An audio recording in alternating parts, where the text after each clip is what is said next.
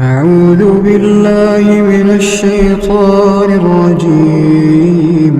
يا عبادي الذين آمنوا إن أرضي واسعة فإياي فاعبدون. كل نفس ذائقة الموت. كل نفس ذائقة الموت. وقال النبي صلى الله عليه وسلم: من تشبه بقوم فهو منهم. ہر قسم کی تعریف و توصیف، کبریائی و بڑائی، عزت و بزرگی، شان و شوکت، عظمت، حمد و ثنا اللہ رب العالمین خالق کائنات مالک ارض و سماوات کے لیے لائق و زیبا ہے۔ درود و سلام رب العالمین کے تمام پیغمبروں پر، نبیوں پر، رسولوں پر، میرے اور آپ کے آخری نبی جناب محمد رسول اللہ صلی اللہ علیہ وسلم پر۔ محترم حاضرین، آج جس عنوان کے تحت میں آپ کے سامنے کچھ باتیں رکھنے والا ہوں، وہ عنوان ہے من تشبہ بقوم فہو منہم۔ میرے نبی صلی اللہ علیہ وسلم کا فرمان ہے کہ جو جس قوم کی مشابہت اختیار کرے وہ انہی میں سے ہے۔ محترم حاضرین، یہ اللہ تبارک و تعالیٰ کا بے انتہا احسان و شکر ہے کہ اللہ تبارک و تعالیٰ نے ہم تمام کو اسلام جیسی نعمت سے اللہ نے سرفراز فرمایا ہے۔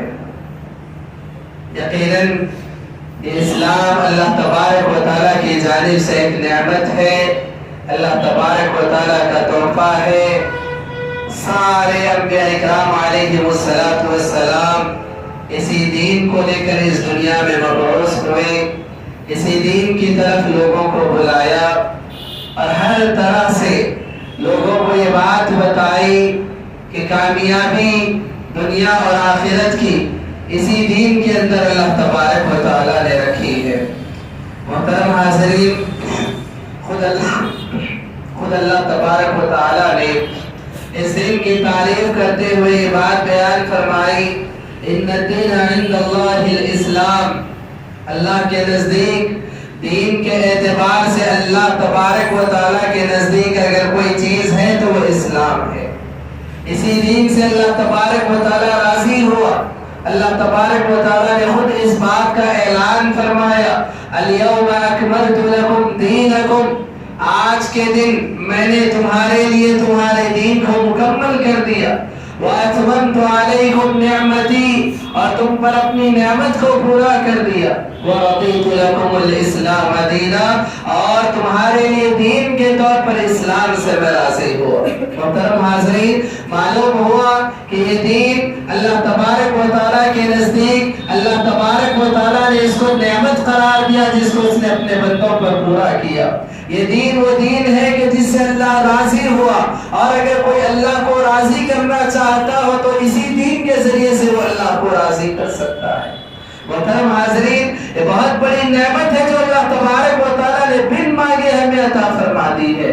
اس نعمت کا احساس ان لوگوں کو ہوتا ہے کہ جو اس دین سے محروم تھے، جو اس دین کی نعمت سے محروم تھے، جو بعد میں اس دین کے حلقہ بگوش اسلام ہوئے، انہیں اس نعمت کا اندازہ ہوتا ہے کہ کیسی گمراہیوں سے نکل کر ہم دین اسلام کی طرف آئے۔ یہ دین یقین جانے جو اللہ نے بن مانگے ہمیں عطا کر دیا ہے، بہت بڑی نعمت ہے اللہ تبارک و تعالیٰ کی۔ اور یہ بات یاد رکھیں، یہ اللہ تبارک و تعالیٰ نے جو دین ہمیں عطا فرمایا ہے، یہ دین ہمیں زندگی کے ہر گوشے میں ہماری رہنمائی کرتا ہے۔ یہ دین ہمیں سکھاتا ہے، یہ دین ہمیں بتاتا ہے، چھوٹی سے چھوٹی بات، بڑی سے بڑی بات اس دین کے اندر واضح طور پر بتائی گئی ہے کہ زندگی کے کس شعبے میں تمہیں کیسے عمل کرنا ہے، تمہیں زندگی کیسے گزارنی ہے، ہر بات اس کے اندر واضح طور پر بتائی گئی ہے۔ اس دین میں بتایا گیا ہے کہ تمہیں خوشی منانا ہے تو تم کیسے خوشی مناؤ، اس دین میں بتایا گیا کہ تمہیں غم منانا ہے تو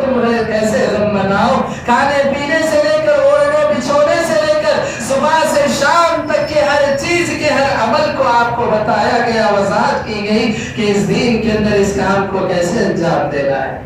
حاضرین، اسی لیے ہم دیکھیں صحابہ کرام رضی اللہ عنہم جب اللہ کے نبی صلی اللہ علیہ وسلم دین کی باتیں انہیں بتاتے، دین کی تعلیمات انہیں سکھاتے، تو یہ سرداران قریش نبی کا مذاق اڑایا کرتے تھے۔ وہ کہا کرتے تھے کہ یہ کیسے نبی ہے، چھوٹی سے چھوٹی بات بھی اپنے ماننے والوں کو صحابہ کو بتاتے۔ حضرت سلمان فارسی رضی اللہ عنہ انہوں نے فخر کے انداز میں یہ بات کہی کہ ہاں ہمارے نبی وہ ہے کہ جو ہمیں چھوٹی سے چھوٹی بات بھی ہمیں بتاتے سکھاتے۔ اللہ اکبر، یہ بات یاد رکھیں، یہ دین انسان کو زندگی کے ہر شعبے میں رہنمائی کرتا ہے۔ ہر چھوٹے سے چھوٹا کام، بڑے سے بڑا کام، اس کام کو کیسے انجام دیا جائے یہ دین میں ہمیں بتایا گیا ہے۔ اور یہ بات یاد رکھیں، یہ ساری باتیں میں اس لیے بتا رہا ہوں کہ اللہ نے ہمیں ایک ایسی نعمت، ایک ایسی دولت اللہ نے ہمیں عطا فرمائی ہے کہ ہم دوسری چیزوں سے بے نیاز ہو سکتے ہیں۔ دوسری چیزوں کی ہمیں ضرورت نہیں ہے، دوسرے مذاہب کی ہمیں ضرورت نہیں ہے، دوسرے دینوں کی ہمیں ضرورت نہیں ہے، کیونکہ دوسرے ادیان، دوسرے مذاہب کی طرف وہ دیکھتا ہے جس کے پاس کچھ نہ ہو۔ جس کے پاس کچھ نہ ہو وہ دوسروں کی طرف دیکھتا ہے، جس کے پاس خزانے رکھے ہوئے ہیں وہ کسی اور کی طرف نہیں دیکھتا، وہ کسی اور کی طرف نہیں دیکھتا۔ مثال میں آپ کے سامنے رکھنے کی کوشش کروں کہ آپ دیکھیں کہ ایک عورت جو ہوتی ہے، عورت اپنے جو زیورات وہ خریدتی ہے، بازار کے زیورات وہ عورت خریدتی ہے جس کے پاس حقیقی زیورات نہ ہو، جس کے پاس حقیقی زیورات نہ ہو، جس کے پاس سونا چاندی ہیرے جواہرات نہ ہو، وہ بازاری اور اسی طرح سے اس طرح کے سامان خریدتی ہے۔ کیوں؟ اس کے پاس نہیں ہے۔ تو حاضرین، جس کے پاس ہو وہ بازار کی چیزیں نہیں لیا کرتے، اور اسی طرح سے جس کے پاس ہو وہ کسی اور کی طرف دیکھا نہیں کرتے۔ تو اللہ نے جتنا بڑا خزانہ ہمیں عطا فرمایا ہے، دین اسلام کی جو دولت اللہ نے ہمیں عطا فرمائی ہے، کسی اور دین کی طرف دیکھنے یا کسی اور دین اور مذہب کی چیزوں کو اختیار کرنے کی ہمیں ضرورت نہیں ہے۔ اللہ نے اتنا کچھ ہمیں عطا کر دیا ہے کہ ہم اسے دوسروں کو بانٹنے کی آج ہمیں ضرورت ہے۔ اتنا کچھ اللہ نے ہمیں عطا کر دیا ہے کہ دوسروں تک پہنچانے کی آج ہمیں ضرورت ہے۔ لہٰذا ہمیں کسی اور دین کی طرف یا کسی اور مذہب کی طرف ہمیں دیکھنے کی ضرورت نہیں ہے۔ محترم حاضرین، یہ دین اسلام یقیناً اللہ تبارک و تعالیٰ کی نعمت ہے جو اللہ نے ہمیں عطا فرمائی ہے۔ محترم حاضرین، دین اسلام یہ کہتا ہے، شریعت اسلامیہ ہمیں یہ بتاتی ہے کہ جس طرح سے اللہ نے تمہیں یہ نعمت عطا فرمائی ہے، اس نعمت کی قدر کرو اور دوسرے ادیان کی طرف، دوسرے مذاہب کی طرف تم راغب نہ ہو۔ اگر تم یہ دیکھتے ہو کہ دوسرے ادیان کی طرف یا دوسرے مذاہب کی طرف اگر تم راغب ہوتے ہو، اللہ تبارک و تعالیٰ فرماتا ہے وَمَن يَبْتَغِ غَيْرَ الْإِسْلَامِ دِينًا فَلَن يُقْبَلَ مِنْهُ۔ دین اسلام کو چھوڑ کر اگر تم کسی اور چیز کو اگر تم چاہتے ہو، کسی اور دین کو تم چاہتے ہو، تم سے قبول نہیں کیا جائے گا، تم سے وہ کام قبول نہیں کیا جائے گا، تو تم دوسرے دین کی طرف یا دوسرے مذاہب کی طرف راغب ہو کر جو تم کام کر رہے ہو وہ قبول ہونے والا نہیں ہے، وہ قبول ہونے والا نہیں ہے۔ تو حاضرین، معلوم ہوا کسی اور دین کی چیز یا کسی اور مذہب کی چیز کو اگر ہم اختیار کرتے ہیں وہ عمل قابل قبول نہیں ہے، اور ایسا بندہ اللہ تبارک و تعالیٰ کے نزدیک گنہگار قرار پائے گا۔ ایسا انسان اللہ تبارک و تعالیٰ کے نزدیک گنہگار قرار پائے گا۔ آپ دیکھیں اللہ تبارک و تعالیٰ نے خصوصی طور پر پچھلی قوموں سے بچنے، ان کے طور طریقے کو اختیار کرنے سے بچنے، ان کی مشابہت اختیار کرنے سے بچنے کا حکم دیا۔ یہاں تک اللہ تبارک و تعالیٰ نے فرمایا کہ ان سے دوستی تک نہ کرو، ان سے دوستی تک نہ کرو۔ یہود و نصارہ کے سلسلے میں اللہ کے نبی صلی اللہ علیہ وسلم نے واضح طور پر یہ الفاظ بیان فرمائے کہ تم ان کی مخالفت کرو، ان کی مخالفت کرو۔ اللہ کے نبی صلی اللہ علیہ وسلم نے اس بات کا حکم دیا۔ مخالفت کا کیا مطلب ہوتا ہے؟ مخالفت کا کیا مطلب ہوتا ہے؟ مخالفت کا مطلب یہ ہوتا ہے کہ وہ جیسا کر رہے تم ویسا نہ کرو، وہ جس کام کو جیسے انجام دے رہے تم ویسا انجام نہ دو۔ یہ شریعت ہمیں بتاتی ہے، یہ شریعت آج ہمیں اس بات کا حکم دیتی ہے کہ غیروں کے طور طریق پر چلنے کی ضرورت نہیں، غیروں کی مشابہت اختیار کرنے کی ضرورت نہیں۔ میں آپ کو بتاؤں کن کن چیزوں میں شریعت نے ہمیں اس طرح کے کاموں سے روکا ہے، کن کن چیزوں میں غیروں کی مشابہت اختیار کرنے سے شریعت نے ہمیں روکا ہے۔ سب سے پہلی بات کہ شریعت نے ہمیں عقائد کے سلسلے میں غیروں کے عقائد کو اپنانے سے روکا ہے. عقائد کے سلسلے میں غیروں کے عقائد سے مخالفت کرنے کا حکم دیا گیا.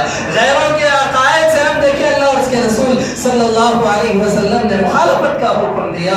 آپ دیکھیں غیروں کے سلسلے میں سب سے پہلی بات یہ یاد رکھیں اللہ تبارک و تعالیٰ نے جن انبیاء کو جن پیغمبروں کو اس دنیا میں مبعوث فرمایا کچھ قومیں ایسی گزری کہ ان نبیوں کو انہوں نے الوہیت کے درجے پر پہنچا دیا.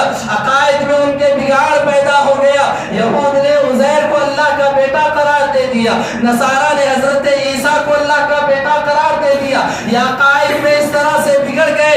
اللہ نے اس قوم کو حکم دیا کہ جس طرح سے عقائد کے سلسلے میں پچھلی قومیں گمراہ ہو گئی تم اس طرح سے گمراہ نہ ہونا. اللہ کے نبی صلی اللہ علیہ وسلم نے خود حدیث میں یہ بات بیان فرمائی لا تطیرونی کما اطرت النصارى عیسی ابن مریم. تم میرے ساتھ ویسا نہ کرو, میرے مقام و مرتبے کو تم اس طرح سے نہ بڑھاؤ جس طرح سے عیسائیوں نے حضرت عیسیٰ کے بارے میں خلو کیا. عبادات میں روکا گیا, عبادات میں مخالفت کا حکم دیا گیا کہ معاملات عقائد میں سب سے پہلے روکا گیا کہ ان کے جیسے عقائد ہیں ویسے عقائد تم اختیار نہ کرو. سب سے پہلی بات یہ. دوسری بات عبادات میں اللہ اور اس کے رسول صلی اللہ علیہ وسلم نے غیروں کی مشابہت سے ہمیں روکا ہے. غیروں کی مشابہت سے عبادات کے سلسلے میں اللہ اور اس کے رسول صلی اللہ علیہ وسلم نے ہمیں روکا ہے. جیسے اللہ کے نبی صلی اللہ علیہ وسلم عاشورہ کے سلسلے میں دیکھیں عاشورہ کا روزہ یہ حضرت موسیٰ علیہ السلام کی قوم رکھا کرتی. روزہ عبادت ہے. عاشورہ کا روزہ حضرت موسیٰ کی قوم بنی اسرائیل رکھا کرتے تھے. اللہ کے نبی صلی اللہ علیہ وسلم کو معلوم ہوا کہ کس وجہ سے یہ روزہ رکھتے تھے. اللہ کے نبی کو معلوم ہوا کہ حضرت موسیٰ کو اور ان کی قوم کو عاشورہ کے دن 10 محرم کی تاریخ کو فرعون کے ظلم و بربریت سے نجات ملی تھی. اسی لیے شکرانے کے طور پر وہ روزہ رکھا کرتے تھے. اللہ کے نبی نے کہا کہ ہم بھی روزہ رکھیں گے, میں روزہ رکھوں گا, لیکن اپنی امت کو اس بات کی تعلیم دی یہ عبادت ہے, یہ روزہ ہے. حضرت موسیٰ نے رکھا تھا, میں بھی رکھوں گا, لیکن اللہ کے نبی نے مخالفت کا حکم دیا اور کہا کہ 9 ربیع الاول کے 9 محرم کی تاریخ کو بھی تم روزہ رکھو. کہ امت کو اس بات کی تعلیم دی.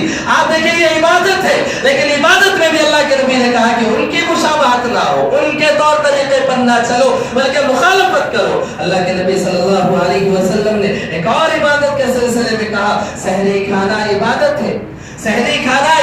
ہے. یہود و نصارہ کے بارے میں آتا ہے, اہل کتاب کے بارے میں آتا ہے کہ وہ سحری نہیں کیا کرتے تھے. نبی نے کہا کہ تم ان کی مخالفت کرو اور تم سحری کیا کرو. اللہ اکبر. معلوم ہوا عقائد میں ان سے اختلاف کا حکم دیا گیا, مخالفت کا حکم دیا گیا, عبادات میں ان سے مخالفت کا حکم دیا گیا.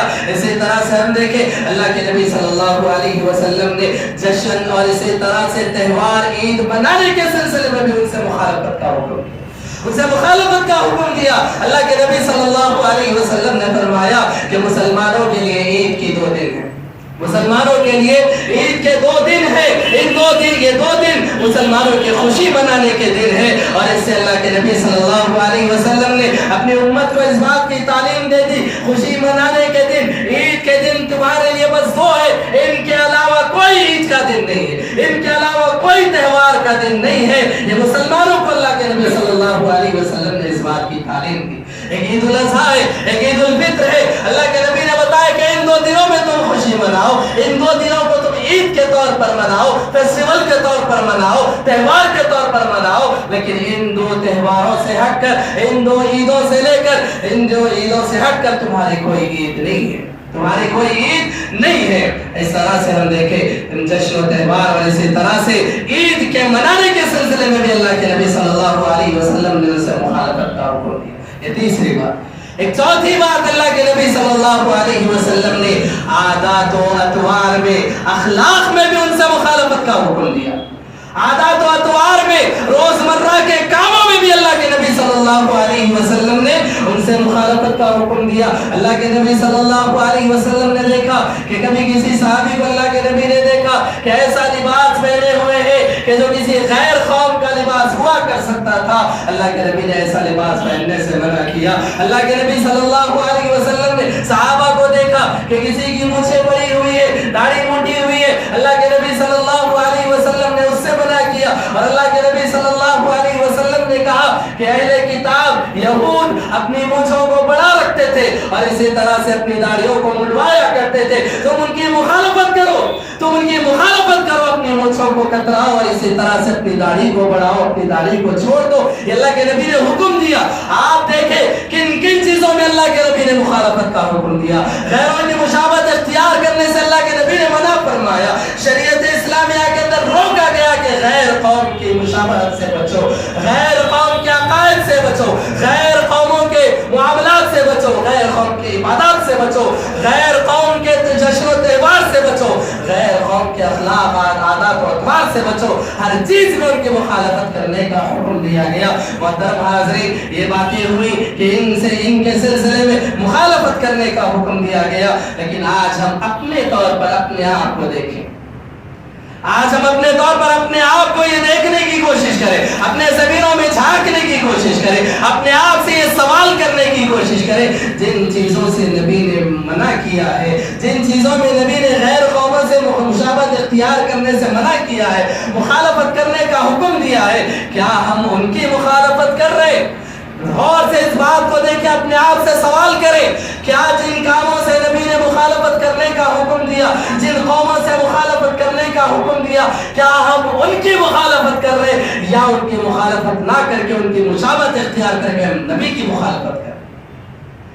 क्या हम नबी की मुखालफत कर रहे हैं या उन कौमों की हम मुखालफत कर रहे हैं? अपने आप से सवाल करके देख ले। हाज़रीन, अगर मैं आपके सामने इस बात को जायजे के तौर पर या खुलासे के तौर पर अगर रखने की कोशिश करो, आप अपने आप को देख ले, अपने आप को आप देख ले, सर से लेकर पैर तक एक इंसान अपने आप को तलाश कर ले, देख ले अल्लाह के नबी सल्लल्लाहु अलैहि वसल्लम ने किस बात का हुक्म दिया, गैर कौमों से मुखालफत का हुक्म दिया। लेकिन आज एक मुसलमान सर से लेकर पैर तक नबी की मुखालफत में जिंदगी गुजार रहा है, सर से लेकर पैर तक नबी की मुखालफत में जिंदगी गुजार रहा है। बड़े अफसोस की बात है, नबी सल्लल्लाहु अलैहि वसल्लम ने जिस तरह से बाल कतराने से, कटिंग करवाने से मना किया, आज मुसलमान कितने ऐसे नौजवान हैं जिनकी कटिंग, जिनके सर ये बता रहे कि वो नबी की मुखालफत कर रहे हैं। इसी तरह से चेहरे पर आ जाए, अल्लाह के नबी सल्लल्लाहु अलैहि वसल्लम के पास तो ऐसे लोग आए कि जिनकी मूंछें बड़ी हुई थी और इसी तरह से दाढ़ी मुंडवाई हुई थी,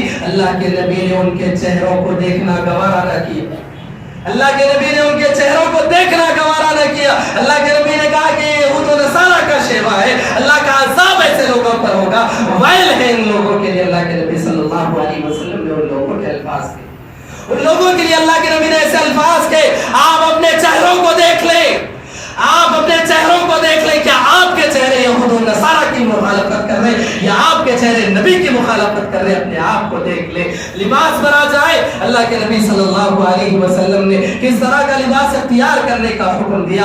आज हम देखें इंसान ऐसे ऐसे लिबास इख्तियार कर रहा है, यहूद व नसारा की मुशाबत एक तरफ हो रही है और दूसरी तरफ फैशन परस्ती के नाम पर आज इंसान अक्ल से भी पैदल हो चुका है। जिन चीजों को, जिन लिबास को आज से 50 साल पहले अगर हम ले ले कि फटे हुए कटे हुए अगर लिबास होते तो एक ऐब समझा जाता, उस पर पैबंद लगाने का हुक्म दिया जाता। और आज के माशरे में आज हम देखें फैशन परस्ती के नाम पर, फैशन परस्ती के नाम पर कटे हुए फटे हुए इस तरह के कपड़े आज पहने जा रहे। किस तरफ अकल जा रही है, किस तरफ आज अकल जा रही है? अल्लाह अकबर, ये सोचने की जरूरत है। आज आपका लिबास नबी के तरीके के मुताबिक नहीं, आज आपके चेहरे नबी के तरीके के मुताबिक नहीं, आज आपके सर नबी के तरीके के मुताबिक नहीं। आप अपने अपने पाँव देख ले, पैरों को देख ले। नबी सल्लल्लाहु अलैहि वसल्लम ने इस बात का हुक्म दिया कि अपने कपड़ों को टखनों से ऊपर, अपने कपड़ों को टखनों से ऊपर रखो। अल्लाह के नबी सल्लल्लाहु अलैहि वसल्लम ने बताया कि जो कपड़ा टखनों से नीचे लटका हुआ होगा उतना हिस्सा जहन्नम की आग में जलेगा। अल्लाह अकबर, आज कितने नौजवान हैं, कितने लोग हैं जो अपने कपड़ों को टखनों से नीचे लटकाए हुए हैं। सर से पैर तक का जायजा बता दिया, सर से पैर तक आज मुसलमान नबी की मुखालफत में जिंदगी गुजार रहा है और ज़बान से ये कह रहा है कि नबी की हम उम्मत है, नबी के हम चाहने वाले, नबी की इत्तिबा करने کرنے والے، نبی کا کلمہ پڑھنے والے، افسوس ہے اس بات پر، افسوس ہے اس بات پر تم طور طریقہ تو غیروں کا منا رہے ہو، عیدیں تو غیروں کی منا رہے ہو، اور اسی طرح سے اخلاق و عادات تو غیروں کے اپنا رہے ہو، اور ان کا نام زبان سے نبی کا لے، نام زبان سے نبی کا لے لو۔ اللہ اکبر۔ آج ہم دیکھیں کتنی ایسی عیدیں، کفار کی عیدیں ہیں، یہود و نصارہ کی عیدیں ہیں۔ آج بڑے افسوس کے ساتھ میں یہ بات کہوں گا، یہود کی جو عیدیں ہوتی ہیں، ان کے جو تہوار ہوتے وہ یہود مناتے، نصارہ کی جو عیدیں اور ان کے تہوار ہوتے وہ اپنی عیدیں مناتے، مجوسیوں کے جو تہوار ہوتے عیدیں ہوتی وہ اپنی مناتے، کفار کے جو عیدیں ہوتی ہیں جو تہوار ہوتے وہ مناتے، لیکن مسلمانوں کی اگر ہم بات کریں، ساری عیدیں منانے والے، کفار کی عیدیں منانے والے مسلمان، یہود و نصارہ کی عیدیں منانے والے مسلمان، غیروں کی مشابہت اختیار کرنے والے مسلمان، اللہ اکبر۔ نبی نے جو ہمیں دیا، رسول نے جو ہمیں دیا، کیا ہمارے لیے کافی نہیں ہے؟ کیا ہمارے لیے عیدیں کافی نہیں ہے؟ غیروں کی عیدیں منانے کی آج ہمیں کیا ضرورت ہے؟ آج ہم دیکھیں کتنے افسوس کے ساتھ اس مہنگائی کے دور میں جو پیسہ کمایا جا رہا ہے، ایک ایک پیسہ بڑی محنت سے حاصل ہو رہا ہے، لیکن ان پیسوں کو کبھی ہواؤں میں اڑا دیا جا رہا ہے، کبھی آگ میں جلا دیا جا رہا ہے، کبھی پانی میں بہا دیا جا رہا ہے۔ اس طرح سے آج ہم اپنے پیسوں کو غیروں کی عیدوں میں صرف کریں، غیروں کی عیدوں میں صرف کرے۔ اللہ اکبر۔ افسوس ہے اس بات کا کہ غیروں کی عیدوں میں بھی سامنے نظر آنے والے ہمارے مسلم نوجوان ہیں کہ جو غیروں کی عیدیں منا رہے ہیں اور سامنے آگے پیش ہے اور ایسے کام کر رہے ہیں۔ اللہ اکبر۔ نبی کے سامنے کیا تم اپنا چہرہ دکھانے کے قابل ہو؟ کیا نبی کو بتاؤ گے کہ اے نبی، جس دین سے جن کاموں سے تم نے مخالفت کا حکم دیا، ہم ان کاموں کو بتا رہے تھے، جن کاموں کے کرنے کا تم نے حکم دیا، ہم نے ان کی مخالفت۔ آج یہ حالت مسلمانوں کی ہوگی۔ تو حاضرین، آج ضرورت ہے اپنے آپ کو بدلنے کی، اپنے ضمیر کو کھنگالنے کی ضرورت ہے، سر سے پیر تک نبی کی اتباع اور فرمانبرداری میں زندگی گزارنے کی ضرورت ہے۔ بس کافی ہے اتنا جو کچھ گزر گیا، اور اس پر افسوس ہونا چاہیے، توبہ اور ندامت ہونی چاہیے۔ آج تک جو زندگی گزار دی، لیکن اس کے بعد کبھی غیروں کی مشابہت اختیار نہیں کریں گے، نبی کی ایک سنت پر عمل کرنے کی کوشش کریں گے۔ غیروں کے تہوار ہے، غیروں کے عقائد ہے، غیروں کی عبادات ہے، غیروں کے عادات و اطوار ہے، ہر چیز کو آپ لات مار کر چھوڑ دیں اس بات کو۔ اللہ کے نبی صلی اللہ علیہ وسلم مکہ المکرمہ میں فتح مکہ کے بعد داخل ہوتے، اللہ کے نبی صلی اللہ علیہ وسلم نے اس وقت یہ بات بیان فرمائی کہ جاہلیت کی ساری رسموں کو آج اپنے پیروں کے نیچے میں روکتا، جاہلیت کے سارے رسوم و رواج کو میں آج اپنے قدموں کے تلے روکتا ہوں۔ نبی کا یہ اعلان تھا۔ آج آپ یہ اعلان کر لیں، آج سے آپ یہ اعلان کر لیں، غیروں کے طور طریقوں، غیروں کی خوشیوں کو، غیروں کی عیدوں کو، غیروں کے اخلاق و اطوار کو، عادات کو آج میں اپنے پیروں تلے روکتا ہوں۔ میں آج اس بات کا عہد کرتا ہوں کہ سر سے پیر تک نبی کی ایک فرمانبرداری میں میں زندگی گزاروں گا، نبی کی ایک سنت پر میں عمل کرنے والا بنوں گا۔ اس بات کا عہد کر لیں، اور یہ بات یاد رکھیں، نجات اسی میں ہے، نجات اسی میں ہے، کامیابی اسی میں ہے، عزت و شرافت اسی میں ہے، اللہ اور اس کے رسول کی محبت اسی میں ہے۔ اگر آپ نے ان چیزوں کو ترک کر دیا، دنیا میں بھی آپ غارت ہوں گے، دنیا میں بھی آپ ناکام ہو جائیں گے۔ اور یہ بات یاد رکھیں، نبی کی مخالفت کا جو انجام ہوتا ہے، اللہ دنیا اور آخرت دونوں میں اس چیز کو دکھاتا ہے۔ مشہور واقعہ آپ جانتے ہیں، نبی کریم صلی اللہ علیہ وسلم کے پاس ایک آدمی کھانا کھا رہا تھا، اپنے بائیں ہاتھ سے کھا رہا تھا۔ نبی نے حکم دیا کہ سیدھے ہاتھ سے کھاؤ، داہنے ہاتھ سے کھاؤ۔ اس نے نبی کی مخالفت کی، نبی کی مخالفت کرنے کے لیے اس نے کہا کہ میں اس ہاتھ سے نہیں کھا سکتا، میرا یہ ہاتھ کام نہیں کرتا۔ اللہ کے نبی صلی اللہ علیہ وسلم نے کہا کہ اللہ تمہیں ویسا ہی کر دے، اللہ تمہیں ویسا ہی کر دے۔ اللہ اکبر۔ نبی کی مخالفت کرنے کا انجام آپ دیکھیں۔ صحابہ کہتے نبی نے جب یہ الفاظ اپنی زبان سے کہے، ہم نے دیکھا کہ زندگی بھر کبھی وہ پھر اپنے ہاتھ کو منہ کی طرف لے جانے کے قابل نہ رہا۔ اللہ اکبر۔ یہ نبی کی مخالفت کا انجام ہے۔ اب آپ کھل کر یہ دیکھ لیں کہ ہم میں سے سے کون کون نبی کی مخالفت کر رہا ہے اور اس کا کیا انجام دنیا اور آخرت میں ہو سکتا ہے. جب کبھی نبی کی مخالفت کرنے اور اسی طرح سے نبی کی مخالفت میں کوئی کام کرنے کا ایک دل میں ارادہ بھی پیدا ہو جائے تو اس بات کو یاد رکھ لے کہ نبی کی مخالفت کا انجام کیا ہو سکتا ہے.